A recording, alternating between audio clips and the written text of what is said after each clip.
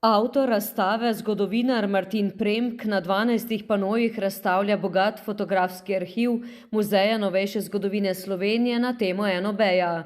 Ker je bil na odprtju razstave zadržan, je v njej govoril predsednik občinske organizacije borcev za vrednote NOB Dolenjske Toplice in Straža.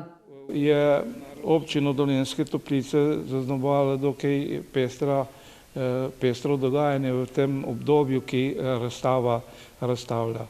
Zato bi bilo, priporočam, da si to razstavo tudi ogledate. Zakaj torej razstava ravno v avgustu? Ta mesec je pred več kot 8 desetletji najbolj zaznamoval Dolenjske Toplice. Saj se je v tem obdobju so se kar zgodili dokaj pomembni, tragični in pomembni dogodki. Namreč leta 1942, avgusta, 16. avgusta so v roški ofenzivi italijanski okupatorji zajeli talce in jih tudi na 16. avgust v Bavti vasi postrelili. V občinski organizaciji so poleg te razstave na spominski dan pripravili proslavo ob spomeniku v Podhosti.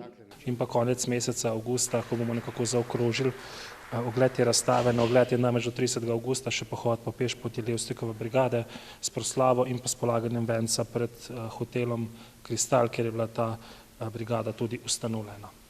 Razstavo so prireditelji pripravili ob 100-letnici rojstva slovenskega heroja Karla Destovnika Kajuha.